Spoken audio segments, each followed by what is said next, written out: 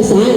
Eh bilang mananampalataya, sabi ni Jesus, I am come that you may have life and that you may have it abundantly. Hindi kalooban ng Diyos mag-go through tayo sa mga, hindi sabihin hindi tayo mag-go through sa suliranin. Hindi mag-go through tayo dun sa mga suliranin na may kapayapaan at kagalakan ng puso at pag-iisip.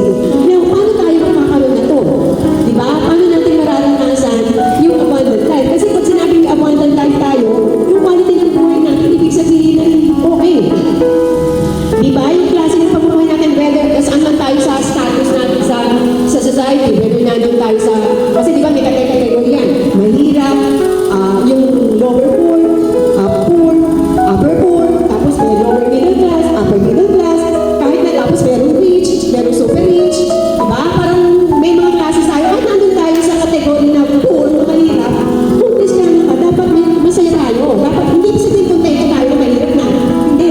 Kung dinaalam ng Diyos, magdaan tayo din sa ganung kalagayan, may kapayapaan tayo na malalampasan natin ito, na sooner or later, aalisin din tayo ng Diyos doon sa ganung kalagayan. Nagkakaroon ng improvement